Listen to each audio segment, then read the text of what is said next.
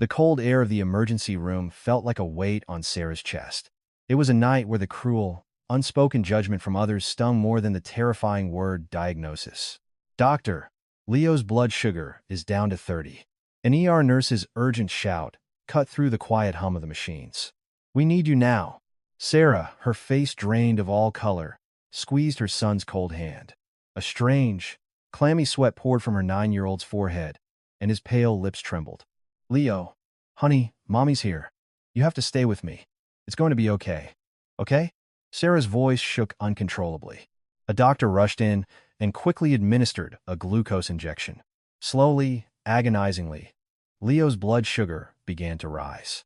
Wiping sweat from his brow after the crisis had passed, the doctor turned to Sarah. Ma'am, could you step into the consultation room for a moment? We need to talk. Sarah hesitated, unwilling to let go of Leo's hand. Her husband, David, who had been standing behind her, nudged her shoulder with a detached air. You go hear what he has to say. I'll stay here. Sarah followed the doctor, her body feeling unsteady. The doctor's expression was grim, and the words that followed were enough to shatter her world. The test results strongly indicate the possibility of type 1 diabetes. For a moment, Sarah thought she had misheard. Type 1 diabetes? What do you mean? It's a type of autoimmune disease, the doctor explained gently. The pancreas produces little to no insulin. Unfortunately, this isn't about diet or lifestyle. It's a condition that requires lifelong insulin injections and management. Sarah gripped the arms of the chair, her knuckles white. She felt her knees buckle, as if she might collapse onto the floor. What's the cause? Did I feed him something wrong? The doctor shook his head, flipping through the chart. This is not your fault, Mom. With autoimmune diseases, there's no single, clear cause. However, there's a strong likelihood that genetic factors are at play. You'll want to check the medical history on both sides of your family. The words family history struck Sarah like a sharp arrow. She walked out of the consultation room in a daze. The moment she saw the face of her mother-in-law, Margaret, waiting in the hallway, Sarah knew. The hell was just beginning. What did the doctor say? Why do you look like you've seen a ghost? Margaret's voice was instantly sharp and loud, causing other people in the ER hallway to turn and stare. Margaret, please. Let's go to the room and talk. There are people here, and Leo needs to rest. I'm asking you right here, right now. Margaret snapped. My grandson is lying in that bed, and you think I care about a room? What is the cause? Cornered, Sarah reluctantly answered. They said it's an autoimmune disease. The cause is unclear, but they did say there could be a genetic influence, so we should check our family histories. The word was barely out of her mouth before a glint appeared in Margaret's eyes. Genetics? Who in our family has diabetes? We come from a good, strong family. There's not a single person with a disease like that. It's your side, isn't it? Your mother is diabetic, isn't she? A suffocating feeling tightened in Sarah's chest. Margaret, my mom has type 2 diabetes, which she developed in her 60s. The mechanism is completely different from what Leo has. This might not even be related to genetics. Diabetes is diabetes. What's the difference? Margaret shot back, her voice dripping with disdain. What are you? A doctor now. Don't you dare try to act smart with me. She whipped out her phone and, before Sarah could stop her, started making calls to relatives. Hello, Susan, it's me. Something terrible has happened.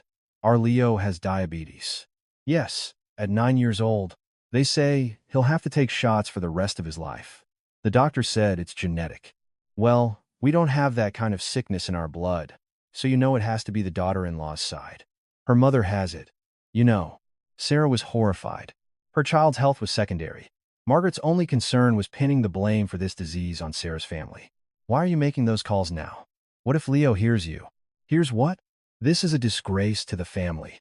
How dare she bring a disease like this into our family and ruin our grandson's body? Am I wrong? Your mother has diabetes, doesn't she? Margaret jabbed a finger at Sarah, her face contorted with accusation. Fighting back tears, Sarah ran into the hospital room, only to be met with a deeper despair. Her husband, David, was staring out the window, deep in a work call, completely oblivious to his son lying pale in the bed.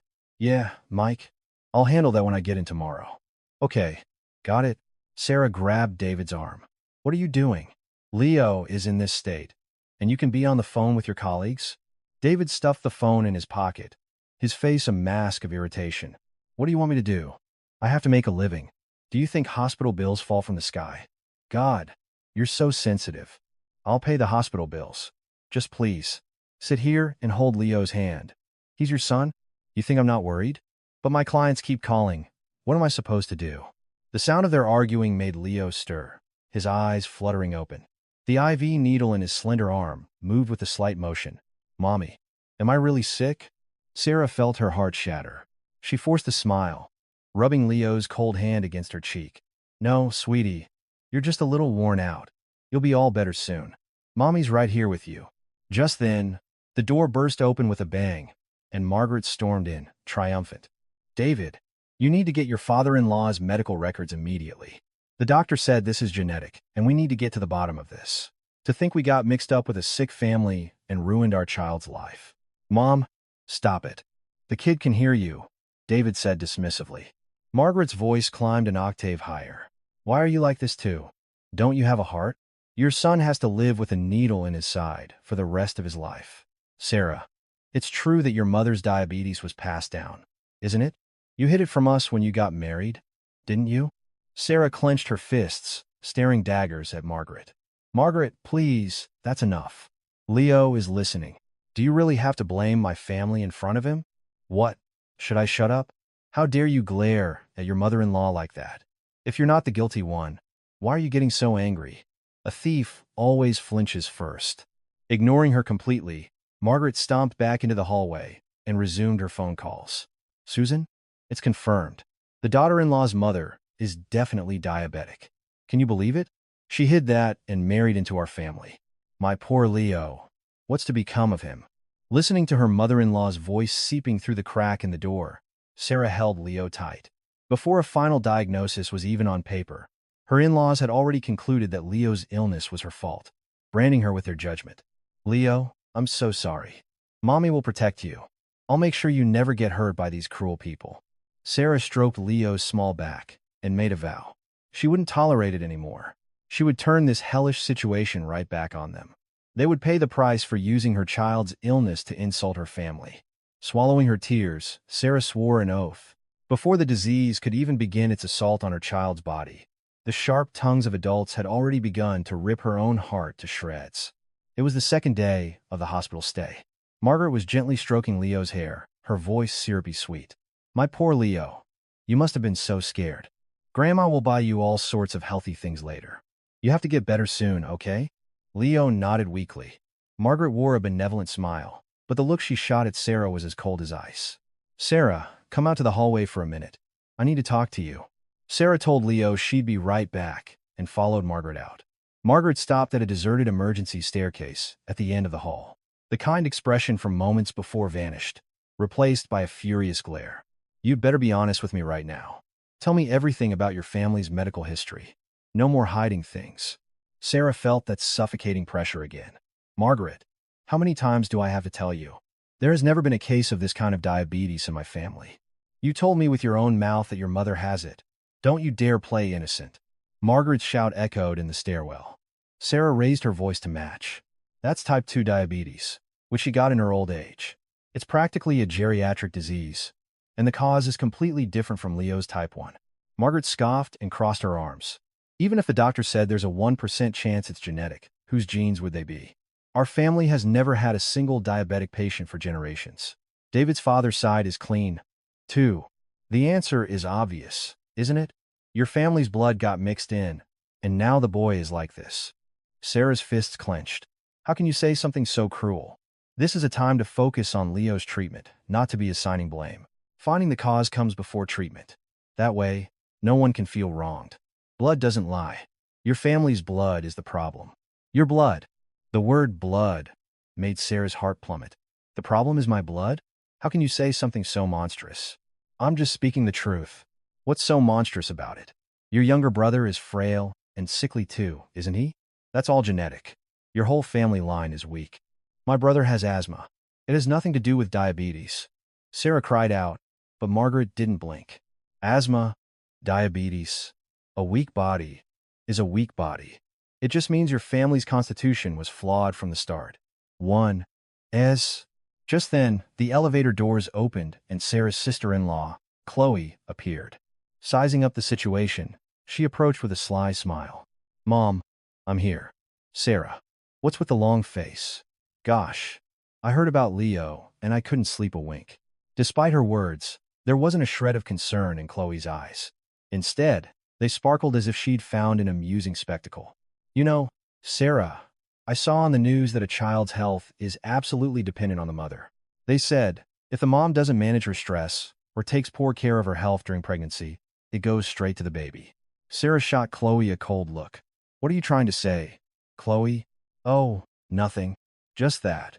When you were pregnant with Leo, you had such bad morning sickness you barely ate, and you were always so on edge. They say it's now an established academic theory that it's all the mother's fault."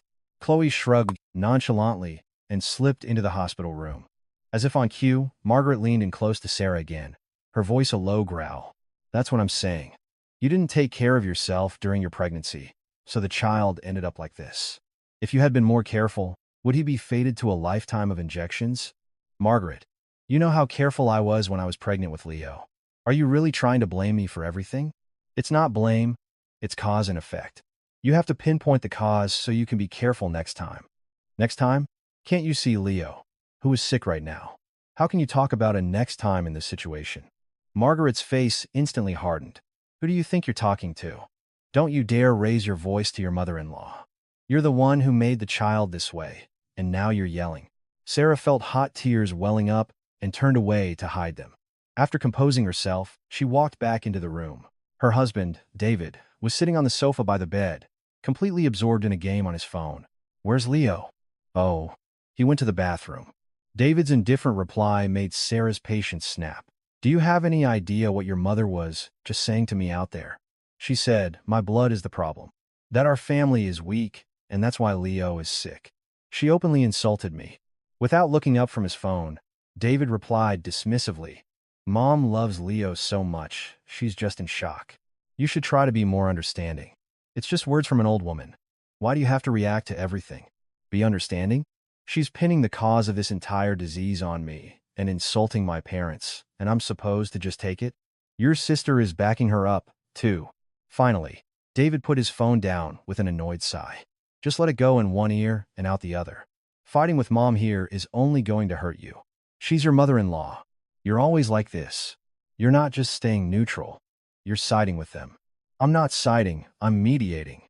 "God, can you please stop being so sensitive?" David picked up his phone and looked down again. Just then, Leo returned from the bathroom and tugged on Sarah's skirt, whispering, "Mommy, Grandma asked me about you before. She asked if you ate bad things when I was in your tummy. I told her I didn't know." Sarah felt her heart drop into her stomach. The cruelty of her mother-in-law, spreading her poison even to a child, made her blood run cold with fury. She pulled Leo into a crushing hug. "Leo, don't you worry about a thing. Mommy will handle everything. This is not your fault." From the hallway, the sound of Margaret and Chloe's mocking laughter drifted clearly into the room. "David is just too nice. He just lets her get away with saying things like that. I know, right? We have to use this opportunity to make it clear. We have to hammer it in that the child's illness came from the daughter-in-law's dirty blood." Sarah didn't miss a single word, searing them into her memory. These people, more obsessed with branding someone with dirty blood than with worrying about a sick child's recovery. Staring at the closed hospital door with icy eyes, Sarah made a new promise. "I will show you just how terrifying that dirty blood you speak of can be. I will never forgive you." Silence hadn't resolved the conflict. Instead, that silence was now churning into a massive tidal wave of vengeance inside Sarah's heart. The day after Leo was discharged, Sarah sat at the dining table and opened her banking app. The screen filled with a list of automatic transfers that had gone out for years. In-laws' living expenses, $500. Margaret's personal allowance, $300. Family vacation fund, funded by her, $200. Without a second of hesitation, Sarah hit the cancel button for each one. Time to clean house, she thought. They need to learn where this money was coming from. I won't waste another cent on people who don't appreciate it. With a cold glint in her eyes, Sarah put down her phone and took out a new notebook. It was for logging Leo's blood sugar. Morning fasting, 2 hours post-meal, Before bed, she recorded the numbers with a grim determination. On the living room couch, her husband David lay sprawled out, belly up, watching TV. He was laughing uproariously at some sitcom, as if his sick son didn't exist. "Honey, I need to go to the pharmacy to pick up Leo's prescriptions. Can you come with me?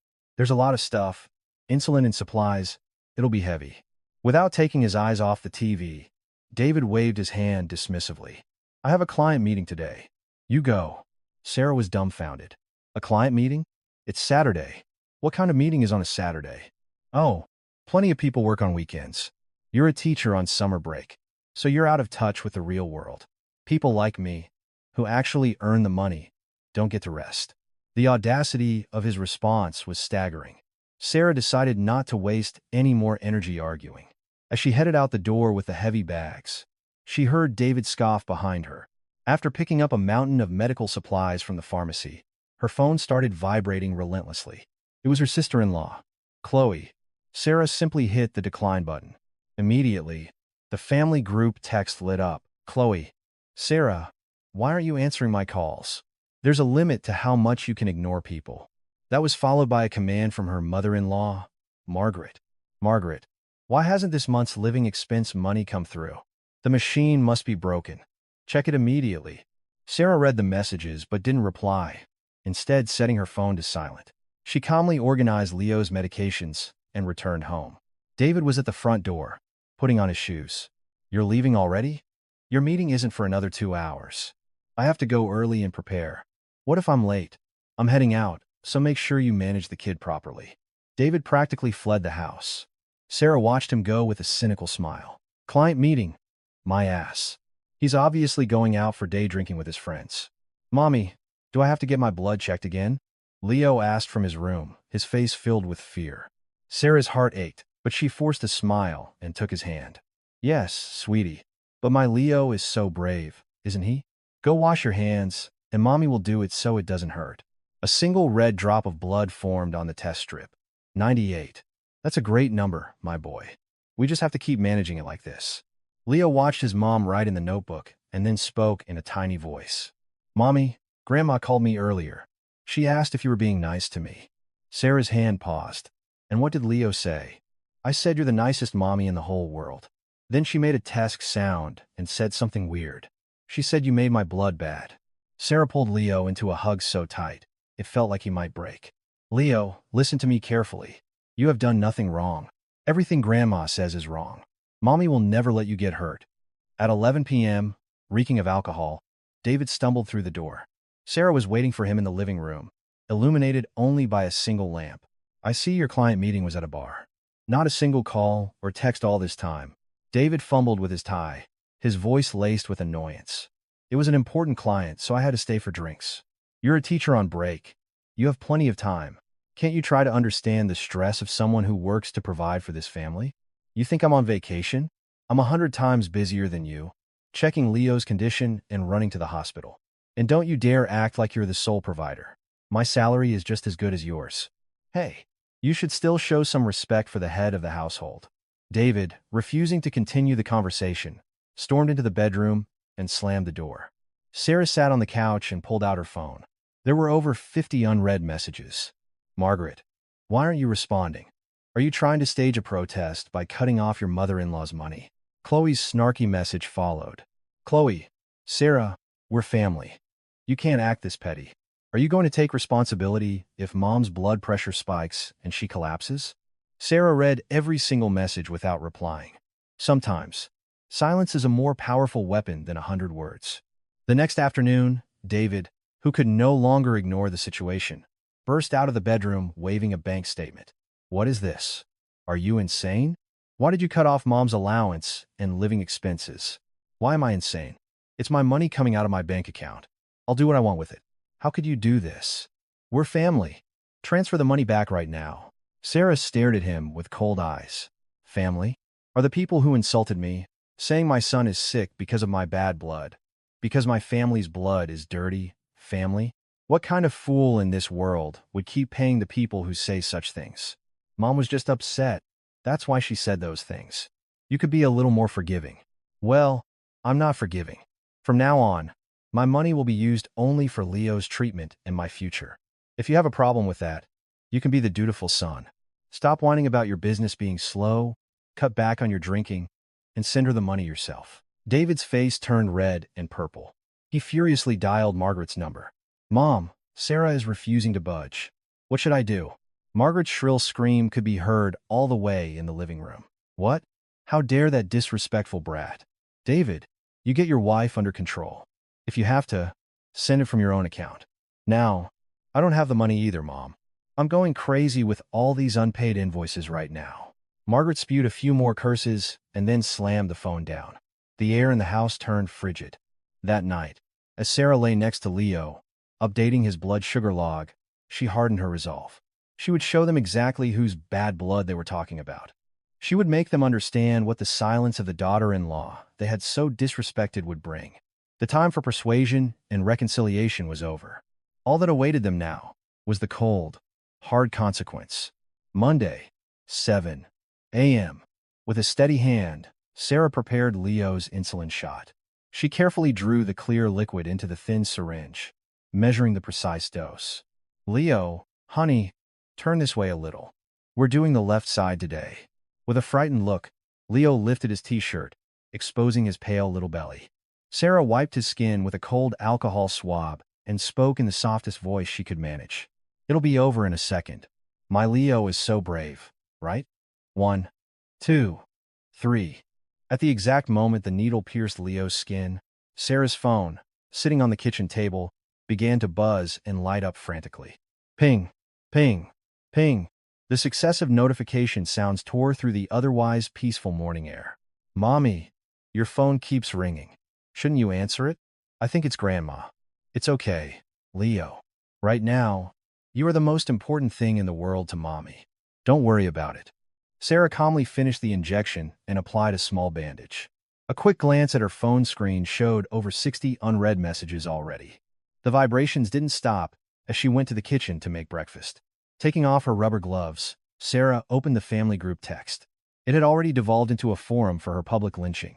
It started with a salvo from her mother-in-law, Margaret. What is this utterly classless behavior? Cutting off your in-laws' living expenses as you please? Her sister-in-law, Chloe, chimed in as if on cue. Even if you're upset, cutting off Mom's allowance is just inhuman. Sarah, you're a truly scary person. Margaret took it a step further, dragging Sarah's character through the mud. Is the daughter-in-law threatening her mother-in-law with money? Is this how educated women act these days? Chloe added another dagger. Look at her, can't even manage her son's health properly and made him sick, and now she's taking it out on us with money. Seriously, isn't there something wrong with her character? Sarah's hands trembled with rage, but instead of crying, she screenshotted every single message. She documented the insulting comments, the time, the date, not missing a single detail. By the time she arrived at school at 9 a.m., the number of notifications on her phone had surpassed 110. Margaret, it's obvious your mother's diabetes was passed down. Why won't you admit it? I'm telling you, our family line is clean. Your blood is the problem. Woven between Margaret's hateful messages was Chloe's meddling. David, why are you just sitting there like a mute? Are you going to take your wife's side while she disrespects your family? How pathetic. Among all those abusive messages, her husband David's profile picture remained silent, like a ghost.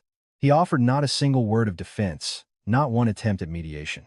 To Sarah, his complicity was the sharpest knife of all. Sarah, you look really pale. Are you okay? A fellow teacher asked with concern. Oh, I'm fine. Just have some family matters to sort out, Sarah replied, forcing a smile. She then took a new notebook from deep within her desk drawer. On the first page, she wrote in bold letters, Log of verbal abuse and gaslighting. David's family. She methodically organized the messages. Sender, Margaret. Sender, Chloe. Topic, genetic blame.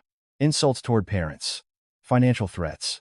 At lunchtime, a direct call came from Margaret. When Sarah didn't answer, another firestorm erupted in the group text. Margaret, now you're not even answering your phone? What are you doing? Ignoring your mother-in-law's calls? Is this how a human being acts? I'm so embarrassed I can't even show my face in the neighborhood. Relatives are asking why my daughter-in-law is acting like this. What am I supposed to tell them? Sarah numbly hit the save button. Her emotions had already dried up. All that remained was the conviction that this evidence would one day become the rope that tightened around their necks. At 4 p.m., she returned home and immediately checked Leo's blood sugar. "Mommy, Grandma called me again earlier.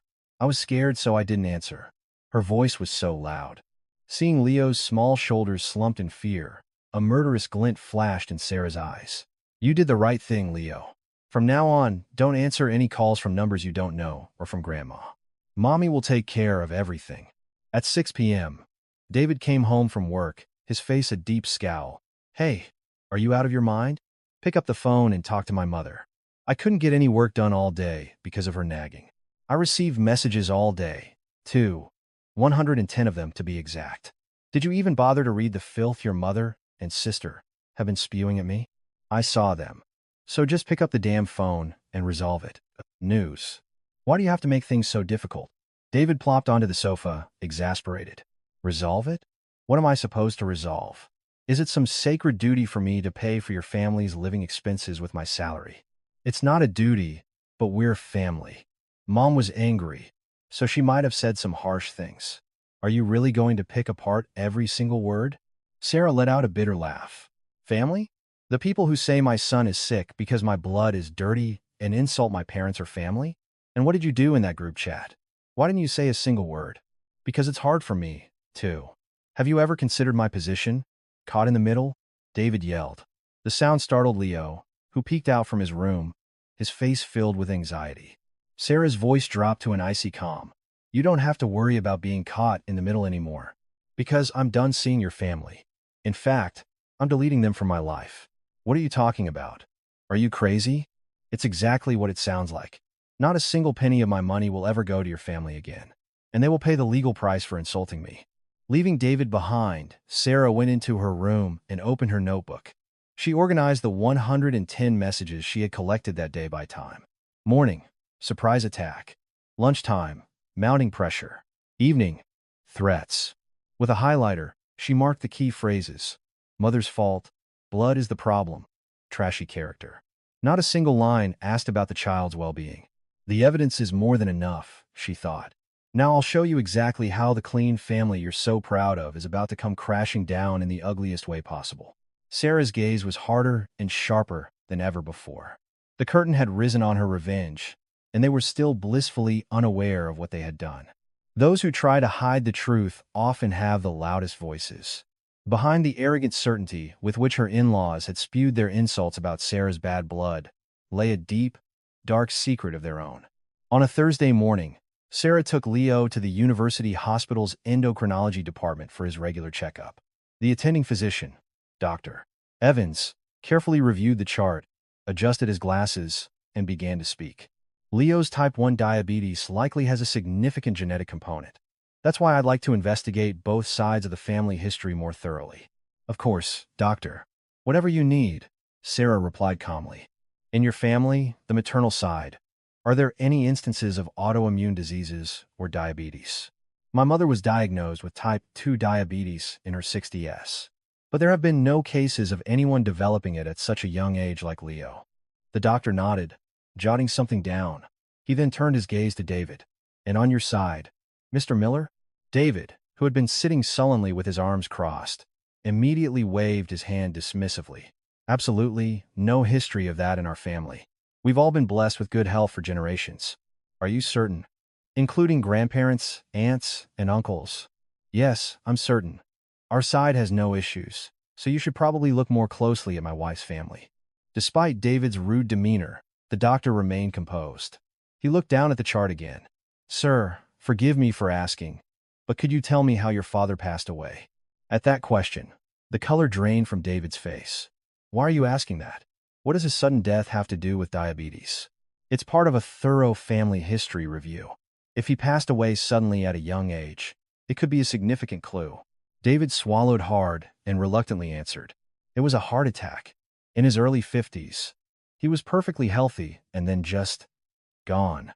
Sarah looked at David, stunned. Throughout their marriage, she knew his father had died young. But this was the first time she had heard a specific age, early 50s. The doctor paused his writing and asked sharply, before the heart attack, did he exhibit any particular symptoms? Extreme thirst, for instance, or sudden weight loss? I don't know. I was just a kid then. I don't remember. David snapped, his voice rising with irritation. The doctor pressed on. What about your siblings? Are your aunts and uncles all in good health? David was silent for a long moment, a muscle twitching in his jaw. I had a brother. He died in an accident in his 30s. Sarah nearly gasped. You had a brother? You never once told me you had a brother. You always said you were an only child. There was no reason to tell you. It happened a long time ago. Why bring it up? The doctor's eyes narrowed. You said it was an accident. Could you be more specific? A fall. David ground out. He fell from a building. Is that enough for you? And what was his health like before the fall?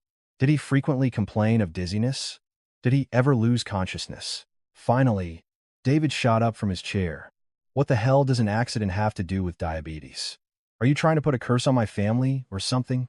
The doctor took off his glasses and explained in a grave tone. Sir, before a type 1 diagnosis, patients can experience severe hypoglycemia, which can cause fainting or extreme dizziness.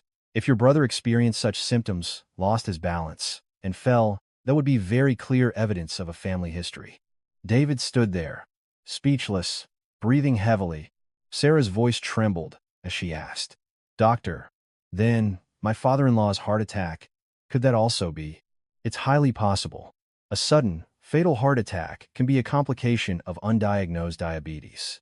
To be certain, we would need to see his medical records from that time, but based on the circumstances, we cannot rule out the possibility that the genetic factor was passed to Leo from the paternal side. If we're done here, let's go. What a waste of time, David snarled. He snatched Leo's hand and strode out of the office. Sarah quickly bowed to the doctor in apology and hurried after him. In the parking garage, David was furiously chain-smoking. You're hiding something from me, aren't you? Why did you hide the truth about your father and your brother? Where are their medical records? Your mother would know, wouldn't she? Don't you dare ask her, David hissed, throwing the cigarette butt to the ground and crushing it. Don't you even mention it to my mother. If you do, I swear you'll regret it. Why can't I ask? It's for Leo's treatment. You kept insisting your family's blood was so clean, but it turns out your side was the ticking time bomb all along, wasn't it? Shut up. I told you they were accidents. Stop digging into my family's business and just do as you're told. David got into the car and started it with a violent jerk. When they arrived home, his mother, Margaret, was waiting in the living room, arms crossed. How was the hospital? What did the doctors say? As David tried to brush past her and go to his room, Sarah blocked his path. Margaret, the doctor said we need to do a more detailed family history check. He needs your late husband's and your late son's medical records. In an instant, Margaret's face went from pale to a ghastly, furious white. For what? Why would you dig up the records of the dead? Because the cause of Leo's illness might be from your side. The doctor said the heart attack and the fall could have been due to low blood sugar. Stop it, Margaret shrieked, her voice echoing through the house. How dare you speak so ominously of the dead? There is nothing wrong with our family. Do you have any idea how much I suffered after my husband died? How dare a mere daughter-in-law try to investigate us? Her extreme reaction confirmed it for Sarah. They knew. They knew all along about the real bad blood flowing through their family. Never ask about my family again. Leo's illness is your family's fault, and that's final. Your mother's diabetes was passed down to him. Margaret grabbed her purse, slammed the front door, and left. Sarah sank to the floor, her hands trembling uncontrollably. It's clear now. The only reason they were so confident in blaming me was to desperately hide their own shame. Sarah decided she was done fighting with words. She would uncover the filthy secret her in-laws were so desperate to hide and throw it right in their faces. The truth, she knew, was most powerful not when it was explained away, but when it was presented as cold, undeniable proof. 2 weeks later, a short text message arrived from the hospital. The results of the detailed genetic analysis were in, and she should come in for a consultation. Sarah didn't say a word to David and went to the hospital alone. The doctor quietly laid the results on his desk and pushed them toward her. The genetic typing results are back. We found a clear confirmation of the DQB1 gene variants in Leo's sample. Sarah swallowed hard. What exactly does that mean, doctor? These are genetic variants that are directly linked to the development of type 1 diabetes. Typically, these variants are inherited from a parent. We compared this against your genetic data. The doctor turned the page, and pointed to a specific value. And your genetic profile is perfectly clean. You have no variants. Your levels are normal. Sarah's heart began to pound against her ribs. Then, is it from my husband's side? Since he did not provide a sample, we can't say with 100% certainty. However, by analyzing the inheritance pattern of the variants found in Leo, there is a 92% probability that they were transmitted from the paternal line. 92%? Sarah's voice trembled. Yes. Medically speaking, a probability over 90% is considered virtually conclusive. The definitive cause of Leo's illness was a genetic factor, passed down from his father's side. Sarah stared blankly at the cold, hard report. The faces of her in-laws, who had treated her and her parents like animals while ranting about dirty blood, flashed through her mind. With a shaking hand, Sarah gripped the report. "Doctor, could I possibly get several copies of this report? And later, if anyone questions this, would you be willing to explain it to them directly?" Of course. A genetic test is objective data that cannot be manipulated. The results would be the same no matter where you had it done. I can personally attest to the medical facts, so you don't have to worry. Sarah placed 5 copies of the report deep inside her purse and left the hospital. When she returned home, David was sprawled on the living room couch, flipping through channels. Without even taking off her shoes, Sarah's voice cut through the air like ice. "I just came from the hospital. Leo's genetic test results are in." David's hand froze. "Yeah? So whose side is it?" "Let me guess. It's yours." "No, it's yours." With a 92% probability, David threw the remote down and shot to his feet. "What? What kind of bullshit is that? I told you. Our family is clean. That doctor must be a quack." "He's not a quack. He's a professor at a university hospital. And genes don't lie. My genetic profile is completely normal, but Leo inherited your exact genetic variants. It seems we now know who the real guilty party is." "This is impossible. Did you and the doctor fake this? How could it possibly be our family?" David slammed his fist against the wall and started pacing frantically. Sarah continued, her voice devoid of emotion. "The real fakers are you and your family. Your father dying in his 50s. Your brother falling in his 30s. The doctor said it's highly likely those were caused by complications from type 1 diabetes and hypoglycemic episodes. The bad blood you all kept hidden finally erupted in Leo. No, my father had a heart attack, and my brother had an accident. How dare you disrespect the dead like that? The proof is right here. How long are you going to deny reality? Your blood is the problem. Your blood." David's face turned beet red as he ran for the door. "I'm going to Mom's. She needs to hear about these ridiculous results." An hour after the door slammed shut, Sarah's phone began vibrating nonstop.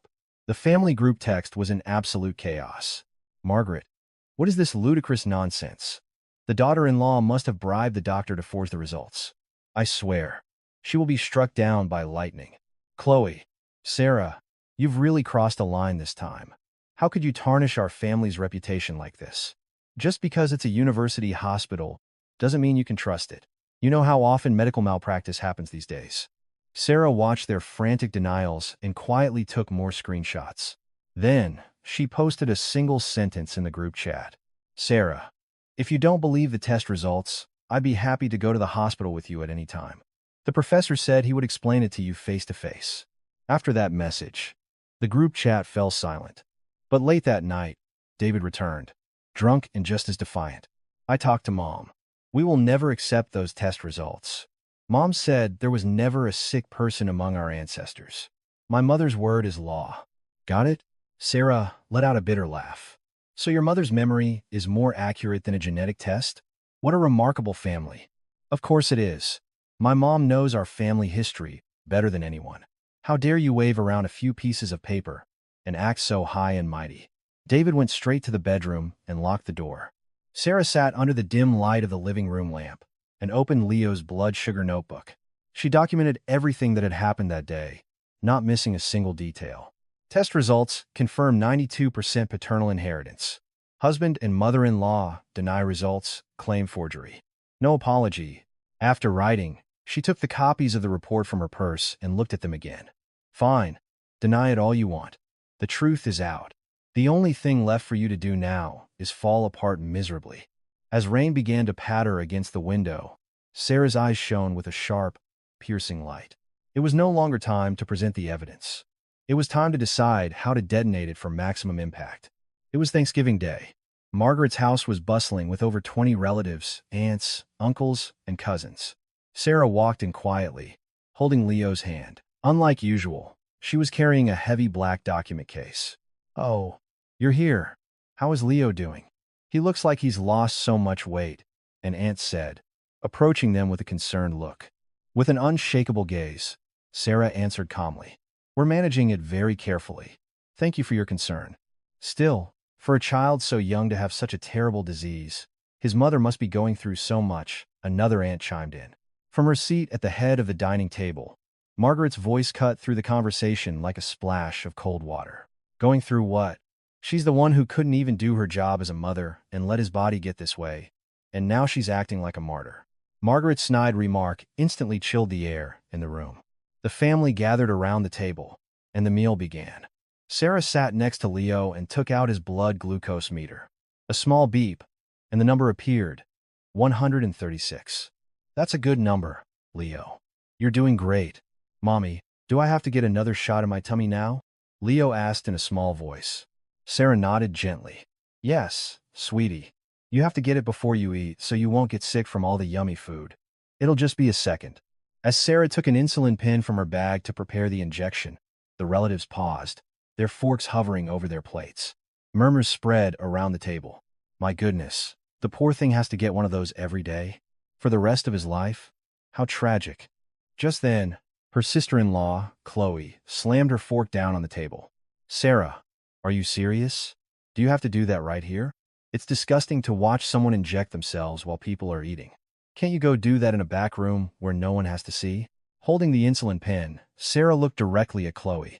"Why should I? Leo needs the correct dose immediately before he eats. Every second counts. Why should we have to hide?" "Chloe, this is a matter of Leo's life.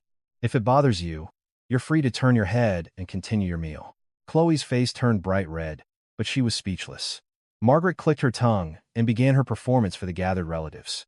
"Everyone, look at this. Because of this daughter-in-law, our entire family is being treated like we're diseased. Who in our family ever had diabetes? You all know, we are a clean family." An aunt nodded in agreement. "That's right. My brothers were always healthy. No one ever suffered from any illnesses." Emboldened, Margaret pressed on. "But her mother has diabetes, so it's obvious that her dirty blood got mixed in and ruined our grandson's body. But this daughter-in-law refuses to admit it." Sarah stopped eating and slowly unzipped the black document case beside her. "Margaret, since everyone is gathered here, perhaps we should all look at some factual documents I prepared. Let's see whose blood is really the problem." "What is that? Don't you dare show me some useless scrap of paper," Margaret shouted in a panic. But Sarah had already placed the first document in the center of the table. It was a genetic test result, stamped with the official seal of the university hospital. "This is Leo's genetic test result. As you can see, the gene variant for developing type 1 diabetes was confirmed. However, my own genes are completely normal, with no variants. On the other hand, the analysis shows a 92% probability that the variant Leo has was inherited from the paternal line from my husband's side. I've also attached a statement from the professor, noting that my late father-in-law's and late brother-in-law's symptoms are almost certainly consistent with complications of type 1 diabetes." Margaret's face turned ashen. "What are you talking about? This is forged, isn't it? Why would a university hospital forge documents? If you'd like, we can all go to the professor's office right now. I can make an appointment for you." Sarah didn't stop. She pulled out a second stack of papers. It was a printout of the entire family group text conversation from the past month. "And this is a record of the 110 messages that Margaret and Chloe sent me over the last month. Your blood is the problem. Your character is trash. It's the mother's fault, so you bear the burden. While I was staying up all night taking care of Leo, the two of you were tearing me to shreds with these words." An uncle, reading the messages, frowned deeply. "Margaret, did you really send these? How could you say such things to your daughter-in-law?" Sarah threw a third document in front of David. "This is a record of my husband's activities. During the 3 days Leo was in the hospital fighting for his life, my husband spent a total of 2 hours there. The rest of the time, he was at bars and the golf course. While you stood by and let them blame me and my blood for our son's illness. Is this how a father is supposed to act? David's face turned crimson. This woman, have you completely lost your mind? Did you come here today to ruin this family? You ruined yourselves, Sarah retorted. And Chloe, here is a record of the money you borrowed from me. 7 times over the past 3 months, for a total of $4,200. You told me you didn't have money for holiday gifts, but you took my money and bought a designer handbag. Chloe turned pale and shrieked. I was going to pay you back. Why are you doing this in front of everyone? When? I want the money deposited into my account today. If not, my lawyer will be filing a fraud complaint. Chloe was stunned into silence. The aunt looked at Margaret, disgusted. I am so disappointed in you. You take your daughter-in-law's money and then torment her by blaming her for a disease she didn't cause.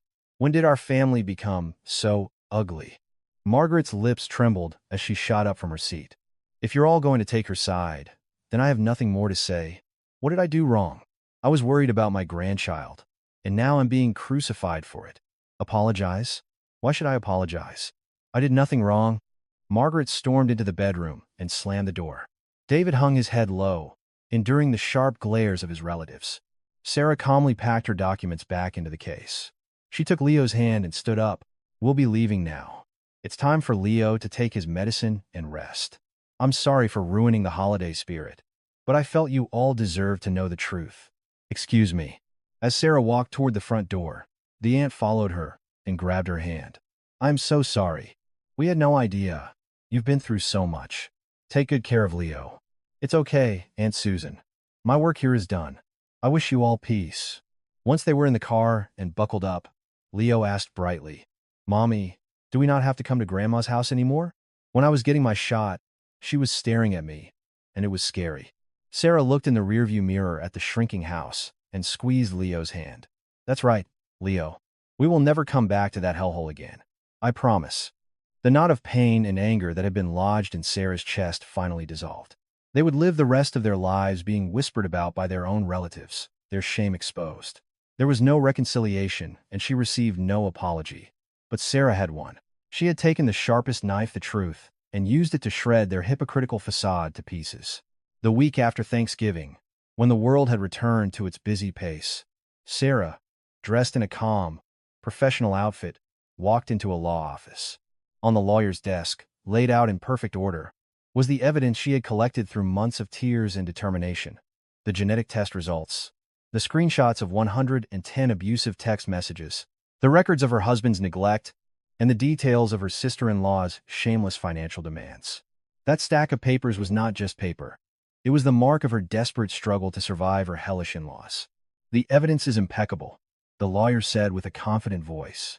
The fact that they denied the genetic results while continuing to insult your family will be extremely advantageous in calculating damages.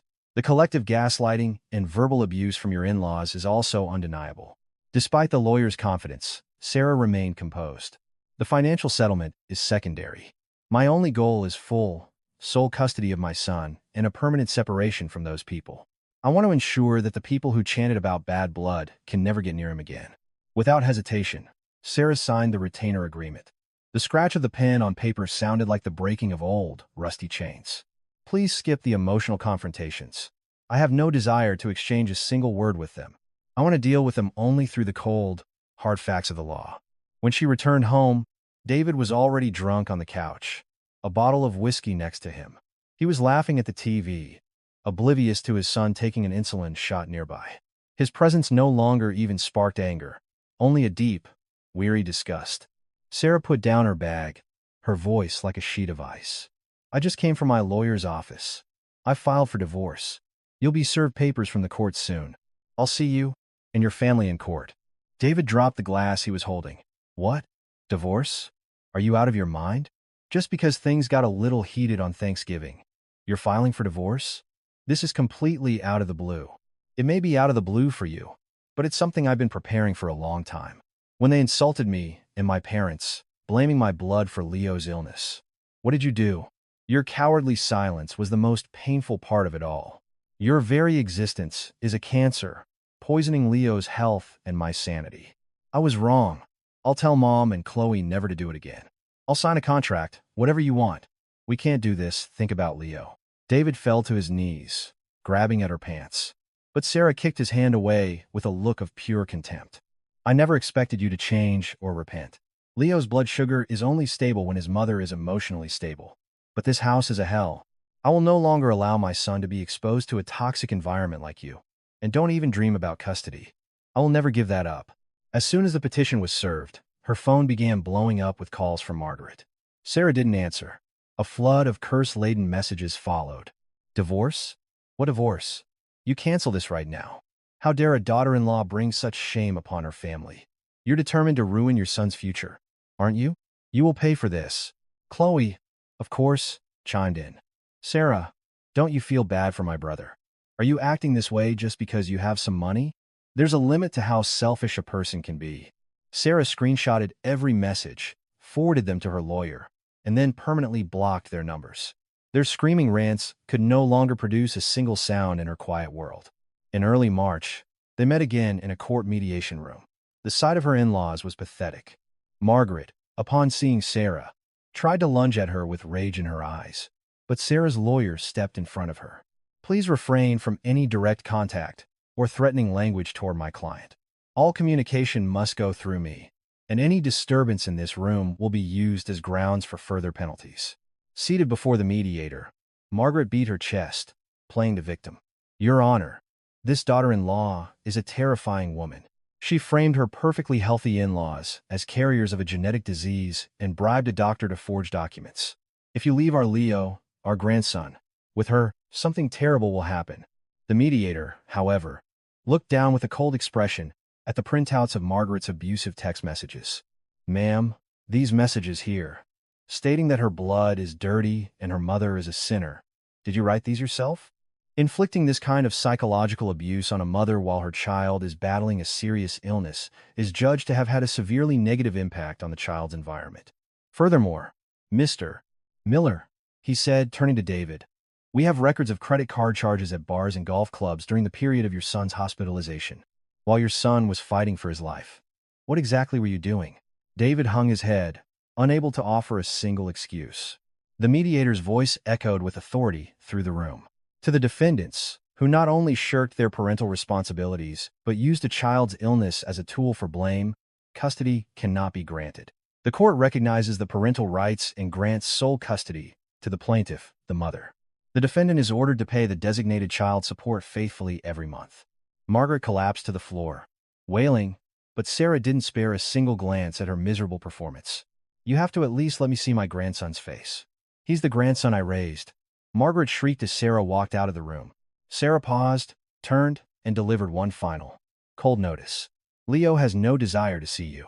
He saw all the messages you sent in the group chat, the ones where you assassinated my character. To him, you are not a loving grandmother. You are the abuser who tormented his mother and cursed his illness. You should be aware that visitation rights cannot be enforced if the child refuses.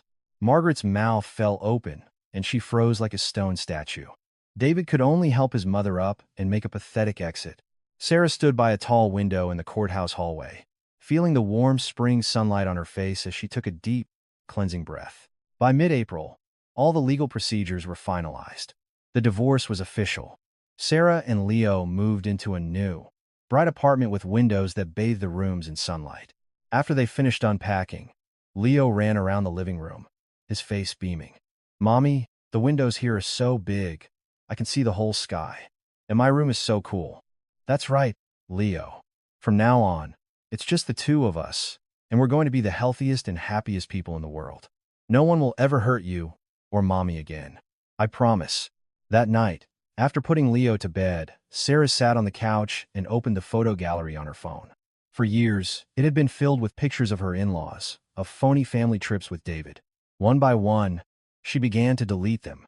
With each deleted photo, it felt as if a thorn was being pulled from deep within her heart.